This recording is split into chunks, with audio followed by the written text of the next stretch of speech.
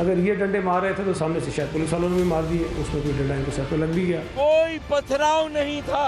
उस पुरअमन एहतजाज को रियासती दहशत गर्दी का निशाना बनाया गया।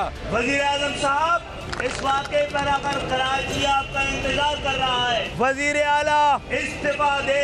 आज जो एमक्यूएम के साथ जुल्म बर्बरियत का मुजाहरा किया गया, ये इंतहाई अफसोसनाक अमल है। जुल्म को बंद करो, बल्दियाती कानून, सयाह तरीन कानून को वापस लो, वरना वजीर आला हाउस का घेरा होगा। आगे मैं इशारा देता हूँ कि सिविल नाफरमानी की तहरीक जेल भरो तहरीक भी शुरू हो सकती है। ये बात जो है वो तय हो गई कि एक मुसव्वदा जो है वो बना लिया गया। मूड पर इत्तेफाक़ राय हो गया है, जिसको सिंध हुकूमत 2013 के लोकल गवर्नमेंट एक्ट में सूबाई असेंबली में तरामीम के जरिए रूबा अमल लाएगी। मैं समझता हूँ कि इस बिल को एजेंडे से फारिग कर दे। अपने खर्चे कम करो, पाकिस्तान को किस लिए गिरवी रख रहे हो, शर्म करो। The State Bank of Pakistan Amendment Bill 2022 as passed by the National Assembly be taken into consideration. Those who are in favor of the motion में से aye, those against the motion में से no. इस दफा जो count हुई opposition 42, treasury 43. The bill stands passed. रज़ा गिलानी साहब का शुक्रिया कि आज वो इनडायरेक्टली इस बिल के मंजूरी में जो है वो हुकूमत का साथ दिया।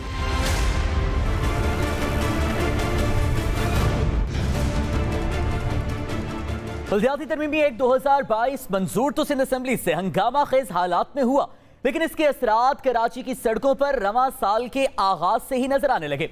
इसी एक्ट की मुखालिफत में एहलियान कराची ने एक जानिब जमात इस्लामी का 27 रोजा पुरअमन धरना देखा और दूसरी जानिब 2 रोज कबल एमक्यूएम का 6 घंटे का एहतजाज, जिसका इख्तिताम वज़ीर आला हाउस के सामने अफरा तफरी, पुलिस लाठीचार्ज, शेलिंग और मुबैना तौर पर मुत्तहिदा कारकुन की हलाकत की सूरत में सामने आया। 1 जनवरी को जमात इस्लामी ने इस एक्ट के खिलाफ धरने का आगाज कर दिया था, जो 27 रोज गुजरने के बाद गुज़श्ता रात सिंध हुकूमत से सेहत और तालीम के महकमे मकामी हुकूमत को वापस करने, वाटर एंड सीवरेज बोर्ड का चेयरमैन मेयर कराची को लगाने और सॉलिड वेस्ट मैनेजमेंट बोर्ड भी मकामी हुकूमत के हवाले करने के मुतालिबात पर रजामंदी पर इख्तिताम पजीर हुआ। 27 रोज बाद सूबाई हुकूमत की बल्दियाती तरमीमी एक्ट में तब्दीलियों पर रजामंदी क्या अमली सूरत में भी नजर आएगी, और क्या एमक्यूएम भी अपने कारकुनान पर होने वाली शेलिंग और लाठी चार्ज के बाद जमात इस्लामी और सिंध हुकूमत के इस मुआहिदे को तस्लीम करेगी? ये एक सवाल है। प्रोग्राम पाकिस्तान का सवाल में खुशामदीद। मैं हूं सादुल हसन। आज के प्रोग्राम के आगाज में जिस बुनियादी सवाल पर अपने मोअज़्ज़ज़ मेहमान से बात करेंगे, उस सवाल पर एक नजर डाल लेते हैं। हमारा सवाल कुछ इस तरह से है कि जमात इस्लामी का 28 रोजा धरना खत्म, पीपल्स पार्टी ने जमात इस्लामी को किन शराइत पर कायल किया? इस पर बात करने के लिए हमारे साथ मौजूद हैं अमीर जमात इस्लामी कराची हाफिज नईमुर रहमान साहब। बहुत बहुत शुक्रिया सर, में वक्त देने के लिए। सर, सबसे पहले तो हम आपसे जानना चाहेंगे कि वो शराइत क्या हैं जिस पर आपने सिंध गवर्नमेंट को कायल किया और आपके फाइनली मुज़ाकरात जो हैं वो कामयाबी से इख्तिताम पजीर हुए? नहीं, शराइत तो हमारी थी और वो ये थी कि कराची को हक मिले, इख्तियार मिले और उसके मेयर को बाइख्तियार होना चाहिए और उसकी बल्दिया को बाइख्तियार होना चाहिए, उसको मालियाती एतबार से फ़ंड्स मिलने चाहिए और कानून में ऐसा ज़ाब्ता होना चाहिए और जो इदारे 2021 के एक्ट में ले लिए गए थे उनको वापस होना चाहिए। तो हमने अपनी जद्दोजहद के नतीजे में और अपने अवामी पुरअमन जद्दोजहद से जो दबाव पड़ा उसके नतीजे में पीपल्स पार्टी को उस पर बहरहाल कायल किया और उन्होंने तमाम तालीमी इदारे और तमाम सेहत के इदारे और हॉस्पिटल्स जो 2001 के एक्ट में सूबाई हुकूमत के तहत कर लिए थे वो वापस कर दिए हैं। उसका फ़ैसला किया, उसका ऐलान किया। इसी तरह बहुत अहम बात यह है कि जो 2013 में भी नहीं हुआ था वो हमने मेयर को वाटर एंड सीवरेज बोर्ड का चेयरमैन होगा ये चीज़ तय करवाई। सिंध सॉलिड वेस्ट मैनेजमेंट में जो कराची का सॉलिड वेस्ट होगा उसका हेड, उसका चेयरमैन मेयर होगा ये तय करवाया। मालियाती तौर पर यूसीओं को आबादी के तनासुब से पैसे मिलेंगे। पीएफसी अवार्ड मुनक़िद किया जाएगा जो 12-13 साल से नहीं हो रहा। मोटर व्हीकल टैक्स होगा जो 50 साल से कराची को नहीं मिल रहा, कम अज़ कम उससे भी ज़्यादा से बल्कि। और इसी तरह से ऑक्ट्राइज ज़िला टैक्स में हिस्टोरिकल शेयर की बुनियाद के ऊपर पैसे। ये टेक्निकल लोग जानते हैं कि ये कितना बड़ा काम है जिससे बल्दिया को इतना बड़ा मालियाती फ़ायदा होगा जिससे बहुत से मसले शहर कराची के हल होंगे। तो ये बड़ी अचीवमेंट है। इसके अलावा भी बहुत सारी चीज़ें अलबत्ता जिन चीज़ों पे इत्तेफाक नहीं हो सका इसका मतलब ये नहीं है कि वो ख़त्म हो गई हैं। हमने इसी मुआहदे के अंदर एक शिक रखी है जिसको नासिर शाह साहब ने पढ़ के सुनाया मीडिया के सामने कि जिन चीज़ों पे इत्तेफाक नहीं हो सका है उस पर मुज़ाकरात भी जारी रहेंगे और जमात इस्लामी ये समझती है कि ये बताइएगा कि क्या आप ये समझते हैं कि पीपल्स पार्टी जमात इस्लामी से वादे के मुताबिक ये तमाम तर तरामीम करेगी? देखिए, पॉलिटिकल दुनिया में जब आप जिद्दोजहद करते हैं, अवामी जिद्दोजहद करते हैं, तो उसमें कोई मुआहदा होता है, मुआहदे को लोगों के सामने आश्कार किया जाता है, फिर उसकी रिस्पॉन्सिबिलिटी उसकी होती है जो मुआहदा करता है और शराइत को मानता है। अगर पीपल्स पार्टी नहीं करेगी, हम चाहेंगे कि करे, हमारी ख्वाहिश है कि करे और हम अच्छा जेस्चर रखते हैं कि वो करेंगे। यानी उसका तरीक़ा ये होगा कि कुछ चीज़ों का ताल्लुक़ एक्ट उससे है, नोटिफिकेशन से, और कुछ चीज़ों का ताल्लुक़ जो है आइन में एक्ट में तरमीम से है जो असम्बली के ज़रिए से होगी, और दोनों की कमिटमेंट मौजूद है। तो अगर वो करेंगे तो बहुत अच्छी बात है, मामलात आगे बढ़ेंगे, फिर मज़ीद चीज़ों पे बातचीत होगी। अगर वो नहीं करेंगे तो ये धरना कितनी दूर है और ये एहतजाज कितनी दूर है। आज हमने 5 मकामात पे शाहराहों पे बैठना था, वो हम नहीं बैठे। ज़ाहिर है कि उन्होंने एक कमिटमेंट की है, तो मुझे ये तवक्को है, अच्छी ख्वाहिश भी है कि वो इस कमिटमेंट के मुताबिक तरमीम भी कर दें और नोटिफिकेशन भी कर दें। तो वरना अगर नहीं होता तो उसके सारे ऑप्शन हमारे खुले हुए हैं। यही आपसे जानना चाहेंगे कि अगर सिंध हुकूमत ने वादा पूरा ना किया तो जमात इस्लामी की हिकमत अमली क्या होगी? जमात इस्लामी की हिकमत अमली काम करवाने की है पुरअमन अवामी जिद्दोजहद के नतीजे में, चाहे उसका कोई भी तरीक़ा हम इख्तियार करें, आइन के दायरे में रहते हुए, कानून के दायरे में रहते हुए, अमन को बरकरार रखते हुए जो हमसे हो सकेगा हम करेंगे। और जिस तरह हमने उन्हें मुआहदे पर मजबूर कर दिया, इसी तरह इस पर अमल दरामद पर। अच्छा, नईम रहमान साहब, 28 रोज गुजरने के बाद आपके मुतालबात मानेंगे? क्या कराची में मामला बिगड़ने पर पीपल्स पार्टी ने जमात इस्लामी के मुतालबात तस्लीम किए? ये तो पीपल्स पार्टी बताएगी, इसलिए कि मुज़ाकरात तो उन्होंने हमसे तकरीबन 20 दिन पहले शुरू किए थे। खुद ही उसमें तात्तुल आ रहा था उनकी तरफ से, हमारी तरफ से कोई मसला नहीं था। और अब जब उन्होंने इसको कबूल कर लिया तो मैं इस तफसील में नहीं जाता कि उन्होंने क्यों किया है। बहरहाल हमने तो अपनी जिद्दोजहद के जरिए से उन्हें इस पर मजबूर किया। अच्छा, ये बताइएगा फिर सिंध हुकूमत बल्दियाती एक्ट में 2013 के बल्दियाती एक्ट में क्या क्या तरामीम करेगी? फिर मैंने बताया ना कि मेयर को chairman water and sewerage board बना दिया जाएगा। ये बहुत बड़ी अचीवमेंट है, जो काम पिछली जमातें नहीं कर सकें और इत्तेहाद में भी शामिल रहीं, मफादात भी हासिल करती रहीं और ज़बानी जमा खर्च भी करती रहीं, 2013 के एक्ट को कबूल भी करती रहीं। हमने तो 2021 को ख़त्म नहीं करवाया, बल्कि 2013 में से भी बहुत कुछ हासिल कर लिया। मुखालफत तो सारी अपोजिशन जमातें कर रही हैं, क्या आप समझते हैं कि बल्दियाती कानून पर अपोजिशन की दीगर जमातें संजीदा हैं या सिर्फ सियासत कर रही हैं? इसका तो जायज़ा एक होना चाहिए कि पिछले 1.5 से 2 महीने में पूरा मीडिया इसका एक रिकॉर्ड निकाले कि जिनके पास 30 और 52 MP हैं, उनका रोल क्या रहा है, उन्होंने कितने धरने दिए हैं, कितने एहतजाज किए हैं। तो बजाय इसके कि सियासी पॉइंट स्कोरिंग हो, इवेंट मैनेजमेंट करके पॉपुलैरिटी हासिल की जाए या लिसानियत को फ़रोग देकर लाशों की सियासत करके आप तवज्जो हासिल करें, संजीदा एफर्ट होनी चाहिए थी शहर के तमाम लोगों के लिए, जिसमें हर ज़ुबान बोलने वाले, हर रंग के लोग मौजूद हैं। तो वो नहीं हो सका बदकिस्मती से। और इन लोगों को जो यहाँ की अपोजिशन है वो वफाक में चूँकि हुकूमत में है और वहाँ अपना किरदार अदा नहीं करती, तो ज़ाहिर है कि ये ज़्यादा डिमांड करने के काबिल भी नहीं होते। झट से उनसे पूछा जाता है मरदमशुमारी का क्या हुआ, गैस का क्या हुआ, कोटा सिस्टम का क्या हुआ, कि इलेक्ट्रिक का क्या हुआ। तो इन सवालों के जवाब वफाकी हुकूमती जमातों यानी MKM और PTI और सूबाई क्या जमात इस्लामी और दीगर अपोजिशन जमातों का मौक़िफ़ फिर एक है सूरत हाल में? जमात इस्लामी का जो मौक़िफ़ है वो आपके सामने, दीगर जमातों का इस हद तक तो मौक़िफ़ एक था कि वो इस एक्ट को नहीं मानते थे।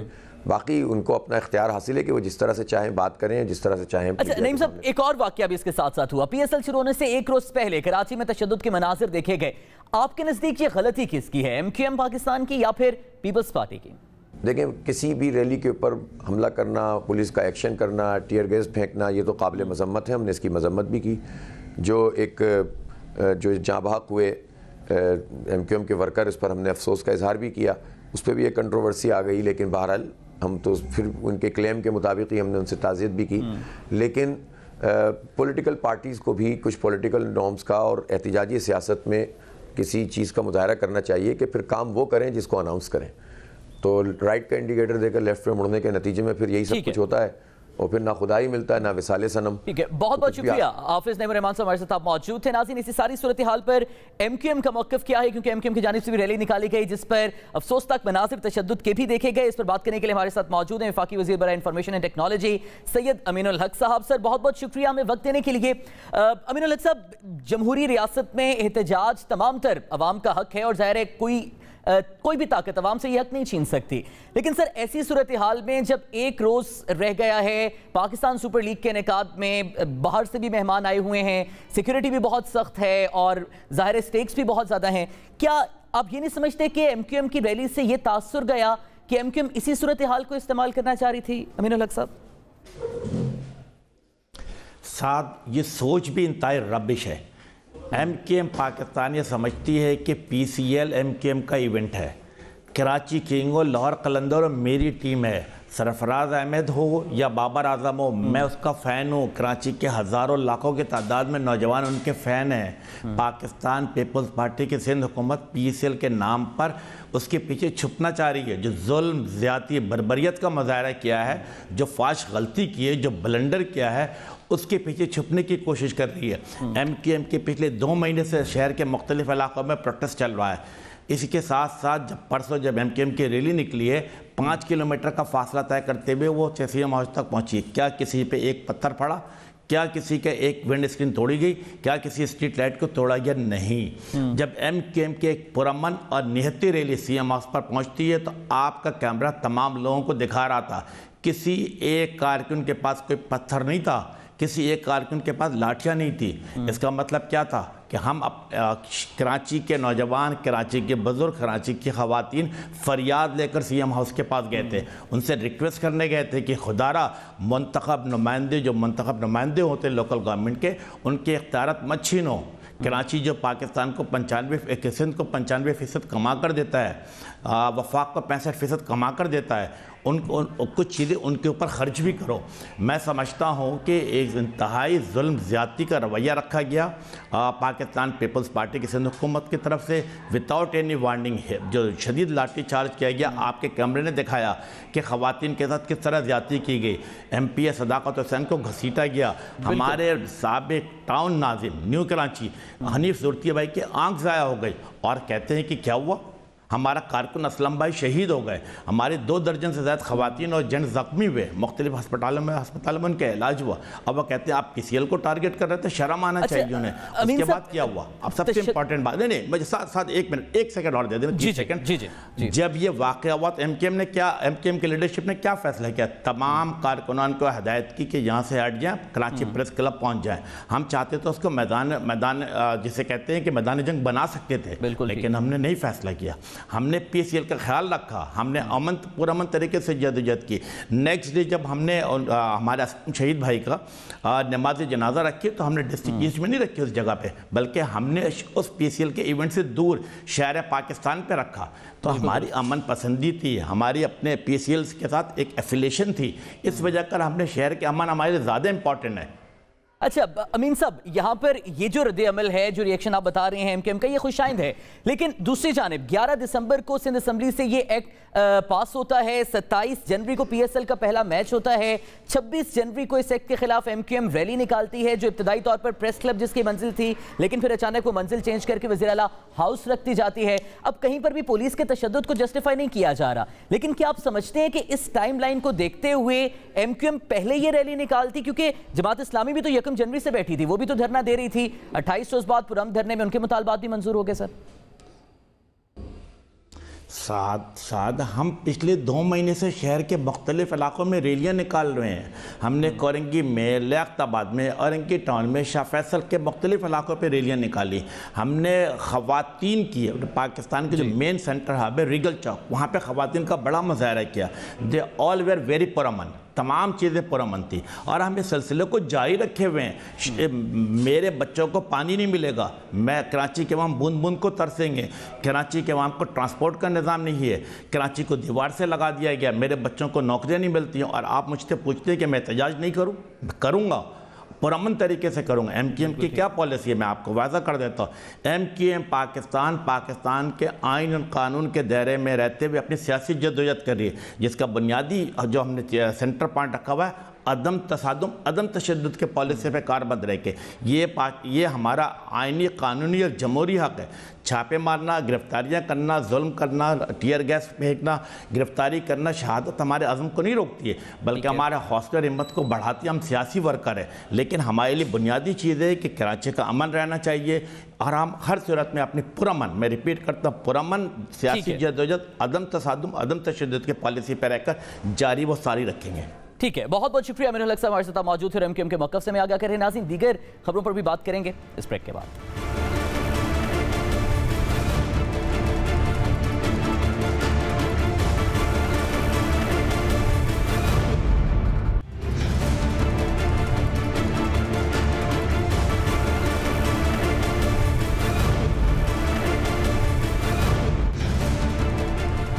Welcome back to the show नाज़रीन। हुकूमत पाकिस्तान पर फाइनेंस इस्लाहात बिल और स्टेट बैंक तरमीमी बिल के जरिए पाकिस्तान की खुद मुख्तारी, IMF पर गिरवी रखवाने और कौमी असम्बली में अपनी अददी बरतरी की बुनियाद पर बिल्स बुलडोज करने के इल्जामात लगाने वाली अपोजिशन आज सेनेट में अपनी अददी बरतरी के बावजूद हुकूमत को स्टेट बैंक तरमीमी बिल मंजूर करवाने से रोक न सकी। अपोजिशन लीडर यूसुफ रजा गिलानी समेत पीपल्स पार्टी के 2, मुस्लिम लीग नून के 2, BNP मेंगल के 2 और JUI और PK मैप के एक सेनेटर की गैर हाजिरी ने अपोजिशन के हुकूमत के खिलाफ पार्लियामान के अंदर इत्तेहाद के दावों की हकीकत भी आया कर दी है। जबकि यूसुफ रजा गिलानी के बतौर अपोजिशन लीडर इलेक्शन के वक्त दिलावर खान ग्रुप को अपोजिशन का ग्रुप कहने वाली पीपल्स पार्टी आज उसी ग्रुप के हुकूमत को वोट देने पर खामोश नजर आती है। 42 के मुकाबले में 43 अरकान से सेनेट से बिल की मंजूरी अपोजिशन के हुकूमत के खिलाफ अदम एतमाद पर एतमाद को कितनी ठेस पहुंचाएगी, ये एक सवाल है। ब्रेक के बाद इस सेगमेंट में जिस आम सवाल पर अपने मुअज़्ज़ज़ मेहमान से बात करेंगे उस सवाल पर एक नजर डाल लेते हैं। हमारा सवाल यह है कि सेनेट पे स्टेट बैंक तरमीमी बिल मंजूर, क्या ये अपोजिशन की हुकूमत से खामोश मुफाहमत का नतीजा है? इस पर बात करने के लिए हमारे साथ मौजूद हैं सीनियर तज्ज़ियाकार आरिफ अमीन भट्टी साहब। सर, बहुत बहुत शुक्रिया हमें वक्त देने के लिए। सर, 42-43, सबसे पहले ये बताइएगा कि ये नंबर्स आइंदा कितने अरसे तक अपोजिशन को हॉन्ट करते रहेंगे या कोई फर्क नहीं पड़ेगा? भट्टी साहब। बिस्मिल्लाहिर्रहमानिर्रहीम। साथ शुक्रिया एक आपने साथ गुजारिश है कि अपोजिशन ने जब से 17 गालमन अगस्त को प्राइम मिनिस्टर ने ओथ लिया था 18 में, हुकूमत के लिए एक टफ टाइम कहीं दिया हो, बयानत इल्जामत ही एक तरफ कह रहे हैं मुल्क की खुद मुख्तारी बेच दी, खुद मुख्तारी बेच दी, हम इसको होने नहीं देंगे। और मैं आपको अपनी बीइंग एक जर्नलिस्ट रिपोर्ट के मुताबिक कह रहा हूँ, अपोजिशन की मर्जी से बिल मंजूर हुआ है। जब सेनेट में कायदेवान यूसुफ रजा गिलानी खुद चले जाए, मुस्लिम लीग लोग के 3 लोग ना हो और इस तरह इन्हें यकीन है कि ये इमरान खान के खिलाफ ना अदम एतमाद ला सकते हैं, ना कोई मुश्किलात खड़ा कर सकते हैं। ये बिल जिसने मंजूर कराना था ये होना ही था। कौमी असम्बली में भी इन्होंने इसको रोकने के लिए कोई हिकमत अमली नहीं बनाई, इसमें तो इशू ही नहीं था। लेकिन जब ये बिल लाया गया था तो इनको मैसेज दे दिया गया था कि अच्छे बच्चे सिर्फ इल्ज़ामात लगाते हैं, जब ताकतवर हल्के हो तो उसमें इंटरफेरेंस नहीं करते। तो मेरा ख्याल है उन्होंने अच्छे बच्चे होने का सबूत दिया, उनके नंबर पूरे हो गए हैं। अब बाद में शोर शराबा कर लिया, बिल की कापियाँ फाड़ दी, डेस्क का घेराव कर लिया, लेकिन ये सच है कि हुकूमत की हिकमत अमली कामयाब हुई और अपोजिशन को पसपाई हुई। इसी से अंदाज़ा कर लें कि ये किसी भी दौर में हुकूमत के खिलाफ अदम एतमाद लाने की पोजीशन में नहीं, क्योंकि तीनों जमातें बड़ी अपनी अलग रास्ता, अपने लिए अलग अलग NRO के रास्ते बना रही हैं। तो भट्टी साहब, ये जो गुज़श्ता खास तौर पे 1.5-2 हफ्तों से बयानात चल रहे थे कि जी एक पेज अब एक पेज ना रहा, 27 फरवरी को कराची से निकलेंगे और इस्लामाबाद में धड़न तख्ता हो जाएगा, फिर 23 मार्च को इस्लामाबाद आएंगे और हो सकता है मार्च की ज़रूरत भी ना पड़े, ये फिर किस कॉन्फिडेंस की बुनियाद पे ये सारे दावे और बातें हो रही थी? सर देखिए, असद मेरी अपनी राय में पीपल्स पार्टी ऑलरेडी NRO ले चुकी है। ये मेरी बीइंग खबर है रिपोर्टर, पहले दिन से उन्हें ये कहानी कराई गई थी जब तक वफाक में इमरान खान साहब की हुकूमत है, सिंध में आपकी हुकूमत रहेगी, जो मर्जी हो जाए।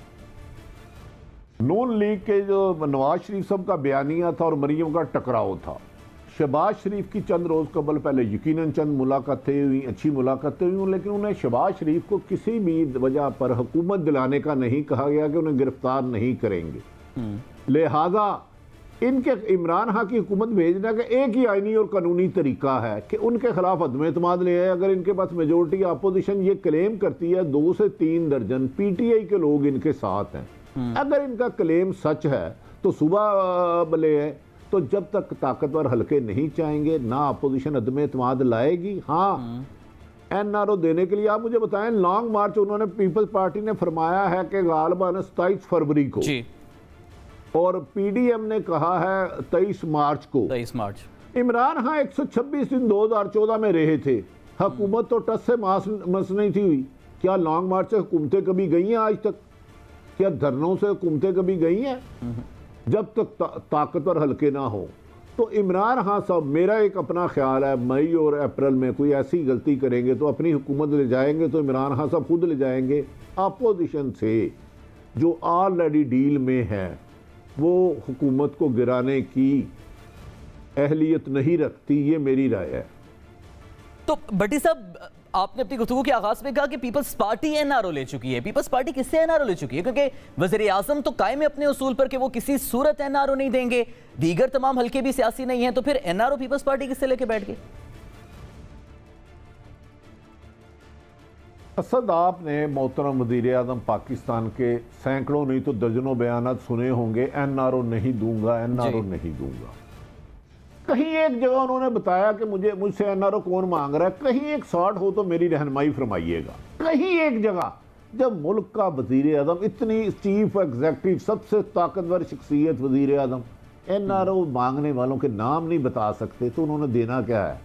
पीपल्स जिससे देना था ले चुका। पीपल्स पार्टी के आसफ अली जरदारी अरेस्ट हुए, उसी कमिटमेंट के तहत जेल में गए, उसी कमिटमेंट के तहत बेल हुई। आप देखें कि आसफ अली जरदारी साहब भी बेनामी के अरबों खरबों रुपए मुबैना करप्शन के इल्ज़ाम में थे, और मोहतरम शहबाज शरीफ साहब के खिलाफ भी एफआईए का केस उन्होंने सिर्फ आसफ अली शहबाज शरीफ का भेजा क्योंकि वो समझते हैं अगर उनको कोई गिरा सकता है हुकूमत या आइंदा इलेक्शन में कोई जीत सकता है तो शहबाज शरीफ है। आसफ अली जरदारी का केस उन्होंने एफआईए को नहीं भेजा, एफआईए तो इनके मुताबिक था प्राइम मिनिस्टर के, फेडरल इन्वेस्टिगेशन।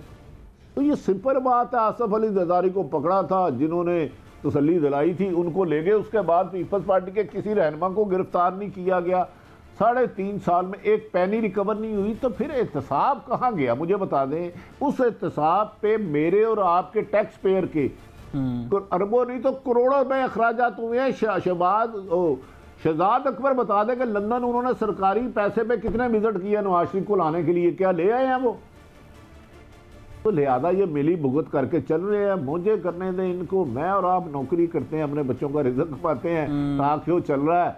इमरान खान भी बड़ी बड़ी बातें करेंगे, एनआरओ का नाम नहीं देंगे क्योंकि उन्हें पता है नवाज शरीफ को क्या इमरान खान बताएं, पंजाब हुकूमत मोहतरम इमरान खान साहब की वजीरे हेल्थ मिनिस्टर उनकी कहती थी कि बीमार है, बहुत ज़्यादा सीरियस हालत है शहबाज शरीफ की, अल्लाह उनको सेहत दे, हम डर गए हैं।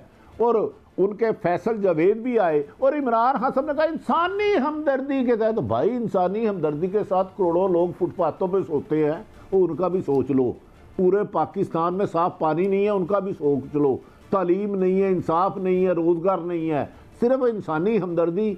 3 दफ़ा प्राइम मिनिस्टर रहने वाले ताकतवर हल्कों का धक्का लेने वाले नवाज शरीफ के लिए ही है, असद के लिए नहीं है, आपके कैमरामैन के लिए नहीं है, मेरे कैमरामैनों के लिए नहीं है, जिन्हें 2 वक्त की रोटी नहीं मिलती। ये सब डुगडुगी बजा के हमें बेवकूफ़ बना रहे हैं। इमरान खान जब जाएंगे अपने वजन और अपनी गलतियों से जाएंगे। तो भट्टी साहब, नवाज शरीफ को भेजने के हवाले से तो इमरान खान और पीटीआई गवर्नमेंट तस्लीम करी कि हमसे गलती हो गई थी, लेकिन अब हम मुजरिमों की हवालगी के हवाले से बरतानिया से मुआहदे कर रहे हैं, दोबारा से उनकी रिपोर्ट्स पर इंक्वायरी हो रही है, दोबारा से तलब कर रहे हैं बरतानिया से डॉक्टर्स की रिपोर्ट्स। तो क्या आपको लगता है कि पीटीआई कुछ हलचल करेगी नवाज शरीफ को लाने में, या ये भी गोंगलुओं से बस मिट्टी झाड़ रहे हैं? नहीं, असद ये मुझे और आपको बेवकूफ़ बना रहे हैं। पाकिस्तान और बरतानिया के दरमियान ऐसा एग्रीमेंट है ही कोई नहीं। साबिक वज़ीर आज़म नवाज शरीफ साहब को होम ऑफिस ने रिजेक्ट किया, उधर वो एक अपील में गए हुए हैं, उस गालबन फरवरी में, उसके बाद 2 अपीलें और है। अगर ये उन्हें ला सके, इतने अकल के अंधों से बताओ, इंडिया के उधर खरबों रुपए पड़े हैं, लातेदाद दुनिया है, अगर बरतानिया काले धंध के लोगों को वापस भेज दे तो उसके तो बैंक का गाल हो जाएंगे। आप इमरान खान को भी पता नहीं ला सकते, पीटीआई को भी पता नहीं ला सकते, सिर्फ अपनी हिम्मत मिटाने के लिए मैं बड़ा बहादुर हूं, मैं कमांडो हूं, देखो कि मैं इसको लेके आऊंगा। भाई ले आए, इसहाक डार भी वहां ही है, अरसे से गए हुए हैं, अभी तक आपने कोई कानूनी पेशरफ्त की? भेजा आपने खुद, आपने कहा इंसानी हकूक, आपकी वुज़रा की प्रेस कॉन्फ्रेंस में मौजूद है, आपकी वफाकी हुकूमत आपकी, वो पंजाब आपकी, कहते गलती लग गई। इसका मतलब है फिर गलती नहीं नाहल है आप, कि आपको एक बंदा प्लेटलेट्स का झूठ सच दिखा के चले गया, आपकी मेडिकल टीमें भी फेल हो गई, आपकी ब्यूरोक्रेसी भी फेल हो गई, आपकी मिनिस्टर भी फेल हो गई, फेडरल हुकूमत भी फेल हो गई। एक बंदा इनकी असायहम अदारे ने उस डॉक्टरों का उठाया भी था। अब मैं क्या बताऊं, छोड़ें, फिर इन्होंने कहना सबूत दो मुझे और आपको, मैं आज आप छोटे भाई हैं, आपके लिए मुश्किल नहीं डालना चाहता, लेकिन ये डुगडुगी है, बस कौम को तो लगाया हुआ इसके पीछे। तो भट्टी साहब, अगर कौम को इसके पीछे लगाया हुआ है और एहतसाब सिर्फ डुगडुगी है, जो सिर्फ अपना एक नैरेटिव जनरेट करने के लिए बस दिखाया जा रहा है, तो अगर सिर्फ ये डुगडुगी है तो फिर इस पर शहजाद अकबर साहब को कुर्बान क्यों कर दिया गया? क्या उन्हें वाकई कुर्बान किया गया? आपके पास तो अंदर की खबरें होती हैं। शहजाद अकबर साहब बहुत अमीर हो गए, उनके बच्चों की, उनकी मिसेस की जर्मन नेशनैलिटी है। शहजाद अकबर साहब साबिक 3 प्राइम मिनिस्टर यूसुफ रज़ा गिलानी, नवाज शरीफ, शाहिद खान अब्बासी, सबक सदर आसफ अली जरदारी साहब मोहतरम, शहबाज शरीफ साहब और सैकड़ों लोग गिरफ्तार कर चुके, एक पैनी रिकवर नहीं हुई, एक सिंगल पैनी सरकारी खजाने में नहीं हुई, नाकाम तरीन हिस्ट्री के रहे। वजीर आजम को और भी शिकायत मिली है, अगर वजीर आजम ने इसकी इंक्वायरी कराई तो आपको 2 नैब बनानी पड़ेंगी। शहजाद अकबर ने एक दिन भी कोशिश नहीं की कि इनको सजा हो, वरना मुझे बताए ना, हमें आप कहते हैं मुंशी ले गया, फलां ले गया, अदालतों में आप साबित कुछ नहीं करते, फैसले तो अदालतें करेगी ना, टॉक शो में नहीं होते। मीडिया टॉक में इल्ज़ाम लगाने से कोई दूसरा बंदे को सजा नहीं दी जा सकती, उसके लिए एविडेंस आपको अदालतों में देने पड़ते हैं। और इस डील में सबसे ज़्यादा अगर फ़ायदेमंद रहे हैं तो मोहतरम शहजाद अकबर साहब रहे हैं। इस एहतसाब के दुरानिए पे इमरान खान साहब को जो चूना लगाया ना शहजाद अकबर साहब ने, वो कभी हिस्ट्री में इंशाल्लाह, मेरे पास चंद खबरें हैं, लेकिन आप जानते हैं जब नवाज शरीफ की हुकूमत थी, बेनामी अकाउंट का किसी को पता था? जिन जिन केसों में इन्होंने पकड़ा है, जब हुकूमतें जाती हैं फिर फैक्ट सामने आते हैं, कहाँ कहाँ करप्शन हुई। शायद आपके पास भी 4 खबरें हो, शायद मेरे पास भी हो। अब क्योंकि हुकूमत इनकी है, ट्रांसपेरेंसी इंटरनेशनल रिपोर्ट कह रही है दुनिया में 124 से 140 नंबर पे आ गए करप्शन में और जालसाजी में तरक्की की 2021 में। इस 2021 में किसी एक बंदे को वजीर आजम ने करप्शन में निकाला हो तो मेरी रहनुमाई फरमाए आप। नहीं बड़ी साहब, ट्रांसपेरेंसी इंटरनेशनल मशकूक हो गई है तो 21 में हुई है बकौल ट्रांसपेरेंसी इंटरनेशनल रिपोर्ट।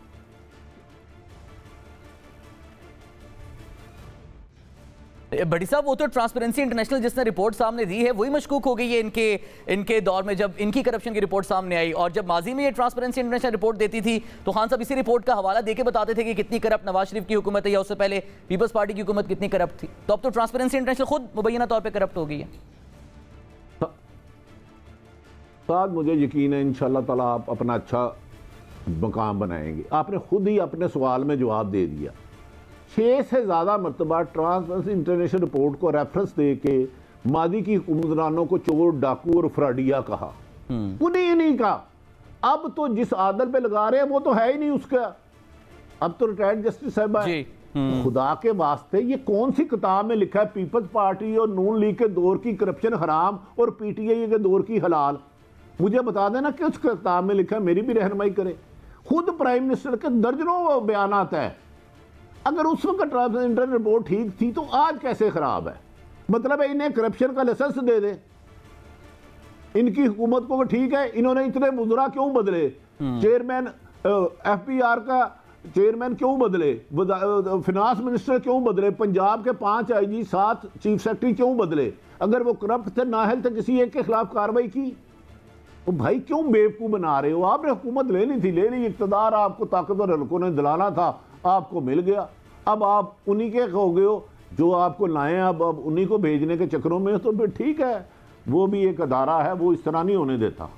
नहीं तो भट्टी साहब, फिर ये जो आप अपने गुफ्तगू के अख्ताम पे जुमले में जो आपने निशानदेही की है जिस तरफ, क्या फिर अपोजिशन को भी इन्हीं इत्तलात पर भरोसा है, इसीलिए वो भी होम्योपैथिक तरीके से बस जो बिल्स आ रहे हैं उन्हें भी मुफाहमत से पास करवा रहे हैं और खामोश बैठे हैं ताकि पीटीआई अपने ही बाहर से गिरे तो गिरे? ये हाँ साथ मेरे ख्याल में ये अपोजिशन को यकीन है कि वो इमरान खान की हुकूमत नहीं गिरा सकते। शहबाज साहब की मेरी इतलात के मुताबिक कुछ लोगों से मुलाकात हुई, मैं लोगों का नाम नहीं ले रहा क्योंकि बड़े लोग नाराज़ हो जाते हैं। आसफ अली जरदारी साहब ने एक पैगाम भेजा है पिंडी में कि जनाब हमने हमेशा आपकी खिदमत की, अब आप शहबाज शरीफ से मुलाकातें कर रहे हैं, आप हम पे हाथ रखे, हम KPK में मौलाना फजलुर रहमान और असवंद यारवली और दीगर जमातें और बलूचिस्तान में मैं सीटें ले लूँगा, हम मुझे पंजाब से सिर्फ जनूबी पंजाब से 20 इलेक्टेबल दे दे तो अगला इलेक्शन मैं ले लूँगा। इस वजह से अपोजिशन एक पेज पे ही नहीं है अदम एतमाद लाने में, ना नून लीग ना पीपल्स पार्टी, क्योंकि नून लीग समझती है अदम एतमाद लाते हैं नए इलेक्शन पीपल्स पार्टी के, इसका बेनिफिशरी नून लीग होगा। और नवाज और मरियम तो मुझे किसी नज़र ही नहीं आ रही। शहबाज शरीफ को ख़तरा है तो अपनी भतीजी से ख़तरा है, वो हर दिन उन्हीं पे खुद को शमला कर देती हैं, वो बेचारे मामला ठीक करते हैं, रास्ता साफ करते हैं, ये फिर ऊपर से कोई गंद फेंक देती हैं, वो उसको चुनते चुनते साफ कराते हैं, ये फिर कोई हल्का सा खुद को शमला बमबारी कर देती हैं। ठीक है भट्टी साहब, हमारे साथ ही रहिएगा। इसी आपकी गुफ्तगू से ब्रेक के बाद जो मजीद तज्जिया और गुफ्तगू सिलसिले को आगे बढ़ाएंगे। शहबाज शरीफ साहब की सियासत और साथ साथ पीपल्स पार्टी समेत अपोजिशन की सियासत मुस्तकबिल में किन डायनामिक्स पर चलेगी, इस पर बात करेंगे इस ब्रेक के बाद।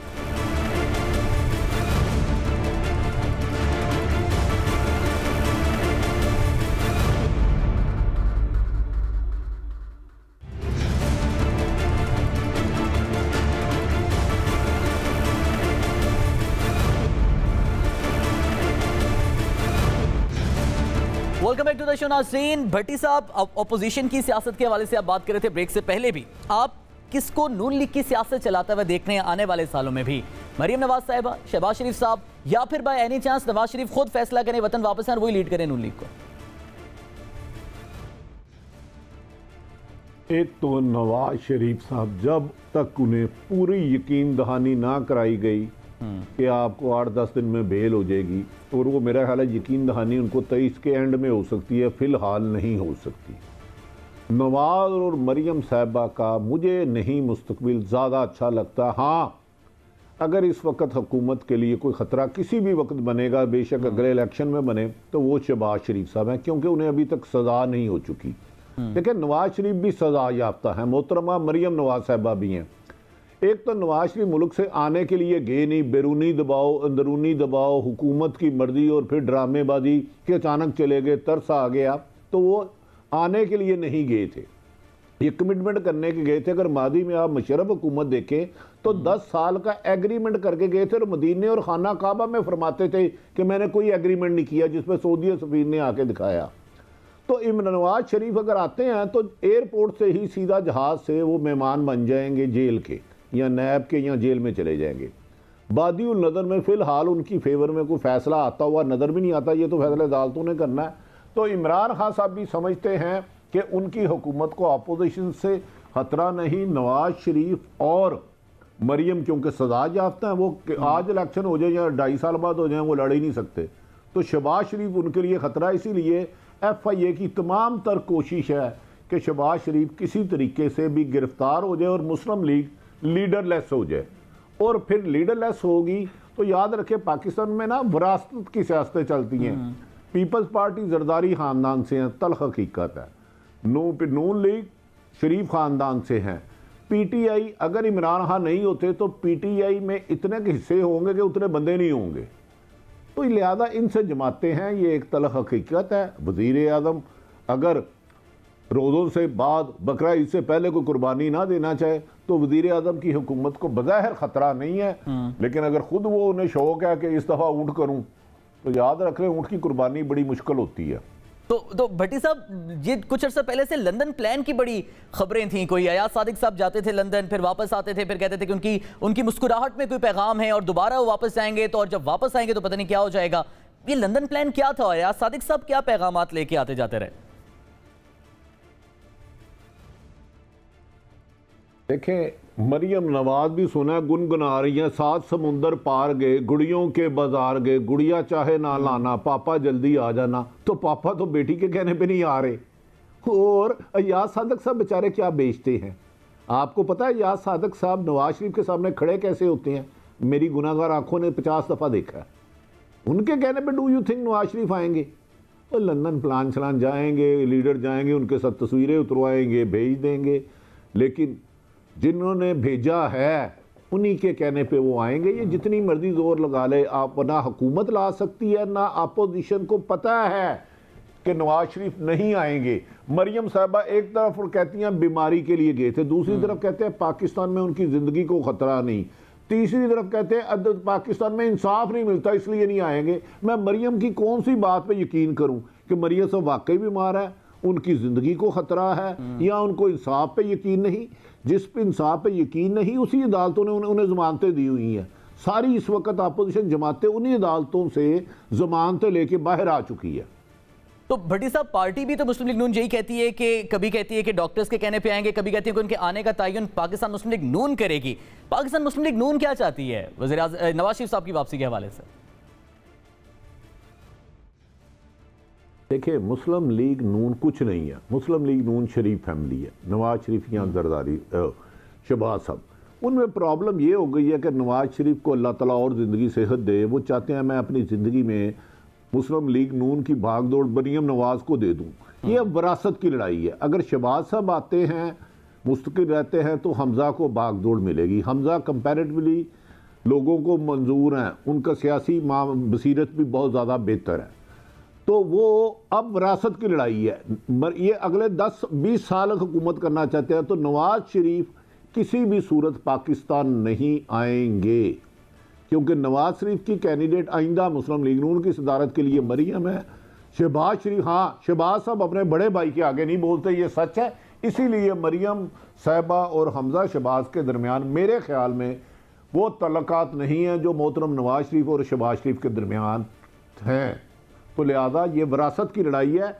ये नून लीग नहीं फैसला करेगी, सिर्फ नवाज शरीफ साहब फैसला करेंगे जब उनको ग्रीन सिग्नल मिला। तो भट्टी साहब, फिर विरासत की ये सूरत हाल पीपल्स पार्टी में कैसे चलते हुए आप देख रहे हैं? पीपल्स पार्टी को इलेक्शन तक कौन लेकर जाएगा, कौन लीड कर रहा है? बिलावल साहब ही या फिर जरदारी साहब ही एक्टिवली रोल प्ले करेंगे? देखें, बिलावल पे करप्शन का कोई एलिगेशन नहीं। काश उन पे जरदारी का बैगेज ना होता तो बिलावल भट्टो बेहतर परफॉर्म कर पाते। बिलावल भट्टो ने 2-3 दफ़ा पहले भी कहा था दमादम मलस कलंदर होगा, तो आसफ अली जरदारी एयरपोर्ट पर आए तो उनको किसी ने कान में कहा जेल में अच्छे खासे मच्छर हैं, तो उन्होंने बिलावल को कहा बेटा सियासत में एहतजाज नहीं होता, तो उन्होंने कैंसिल कर दिया। तो हाँ, पीपल्स पार्टी में बिलावल के मुकाबले में घर में कंपटीशन नहीं है, भागदौड़ उनकी है। मेरी अपनी ज़ाती राय है कि पीपल्स पार्टी जितना भी जोर लगा ले सिंध तक महदूद रहेगी। माँ सवाए के ताकतवरों ने उन्हें जनूबी पंजाब ना दे दिया तो कुछ हिस्से तोड़ के, अदरवाइज आइंदा इलेक्शन भी मैं सिंध में पीपल्स पार्टी का ही देख रहा हूँ। भट्टो वहाँ नहीं मरा। ठीक है, तो भट्टी साहब, ये जो ज़िमनी इंतखाबात हुए अभी और पंजाब में भी जो वोट बैंक हमने देखा पीपल्स पार्टी का, क्या आप समझते हैं कि जनूबी पंजाब में कुछ हालात साजगार होना शुरू हो रहे हैं पीपल्स पार्टी के लिए? अभी तक नहीं हुए।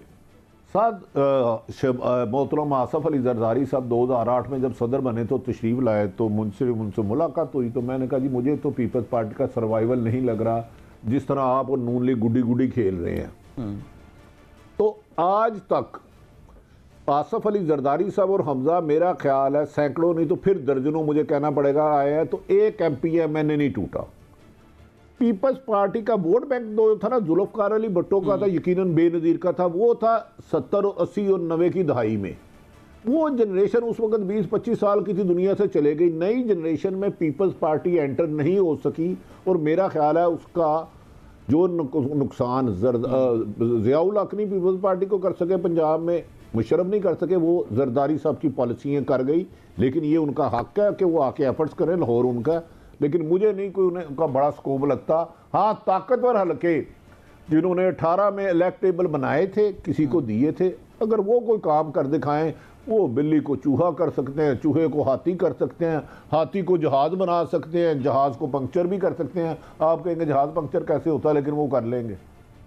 तो वो करने का तो खैर कर सकते हैं। बट साहब इत्तेहादी जो हैं पीटीआई के, अब काफ लीग ने कल भी बयान दिया कि छोड़ दें नवाज शरीफ के वतन वापसी का बयानिया और मुल्क पे फोकस करें, मसाइल हल करें, क्योंकि हमने इलेक्शन में जाना है। क्या इत्तेहादी इलेक्शन तक साथ रहेंगे पीटीआई के, या फिर इनमें इख्तलाफात बढ़ते देख रहे हैं आप? देखिए, मैंने अर्ज किया है कि मुस्लिम लीग का चौधरी शुजात और परवेज लाई सियासतदानों में इस वक्त सबसे जीरक है, समझदार है। उन्होंने कहा हमें अपोजिशन की तरफ धकेला जा रहा है। शुजात साहब ने कहा आप छोड़ दें, नवाज शरीफ वापस नहीं आएगा। मेरे जैसा एक छोटा सा रिपोर्टर भी कह रहा है वो तो फिर जीरक है, उन्होंने नवाज शरीफ फैमिली के साथ बहुत गुजारा है। इत्तेहादी ना अपनी मर्जी के इस हुकूमत के साथ मिले हैं। इमरान खान साहब इनके बारे में कातिल लीग कहते थे, वो किसी ने मिलाए हैं। इकड़वा सच्चा ना माने तो हम माजरत कर लेंगे, और क्या हो सकता है। काफ MQM के बारे में इमरान खान उनको तमगा जुरत देने के लिए लंदन केस करने गए थे। तो MQM कैसे है, दोनों जमातें दर्जनों मरतबा हुकूमत पर तनकीद कर चुके हैं, छोड़ देंगे, पर छोड़ेंगे नहीं, क्योंकि जो एल्फी लगी हुई है उसने जोड़ा हुआ है। हाँ, एल्फी ने अपना असर छोड़ दिया तो 72 घंटे भी ज़्यादा है, आपकी असेसमेंट में कामयाब हो जाएगी, तरीके इदम एतमाद भी और इत्तेहादी भी अलग हो जाएंगे। अच्छा, तो भट्टी साहब फिर इत्तेहादियों के बाद जो पीटीआई के अपने अंदर अपने लोग हैं, नूर आलम खान ने पहले एतराज़ात उठाए, उन्हें शोकॉज कर दिया गया। परवेज खटक साहब ने भी हाल ही में एतराज़ात किए, गो के बाद में सुलह सफाई होगी। क्या पीटीआई के अपने लोगों का पीटीआई के साथ चलता हुए देख रहे हैं 2023 तक? ना, मुमकिन ही नहीं। ये बात लिख ले। अगले इलेक्शन में एक तो इमरान खान साहब की आदत है, वो दिल में से बात नहीं निकालते और रखते हैं, जब वक्त आता चोट मार देते हैं, जितना मर्जी उनका मौसम हो। जंगीर तरीन के लोगों को ये सीट नहीं देकर वो इनकी सीट लेंगे भी नहीं। लाहौर से दो वजीर ने मुझे खुद ईमानदारी से कहा कि हमने आइंदा इलेक्शन पीटीआई से नहीं लड़ना। तो मैंने कहा आप छोड़ दो। कहते हैं पागल है, नज़ीर चौहान पे एक दिन में 4 पर्चे हो गए थे। अब ये हकीकत है अंदर की, क्योंकि अब ये बात सच है, महंगाई यकीनन मादी की हुकूमतों की वजह से हुई, लेकिन करप्शन पंजाब में टॉप कर गया। महंगाई, पीटीआई और अवाम में थोड़ा सा फासला बढ़ गया है और इसको फिल किया है फिलहाल शहबाज शरीफ साहब ने। कल क्या होता है, अगर इसमें डेवलपमेंट होगी, हम आप जैसे साहिब इल्म के सामने अपनी राय का इजहार कर देंगे। बहुत बहुत शुक्रिया आरिफ भट्टी साहब हमारे साथ मौजूद थे। सारी सियासी सूरत हाल पर अपने तज्जिए से हमें आगाह करते हैं। नाज़रीन, प्रोग्राम पाकिस्तान का सवाल से मुझे इजाजत दीजिए। पाकिस्तान के दीगर सवालों के साथ दोबारा आपकी खिदमत में हाजिर होंगे अल्लाह ने के बाद।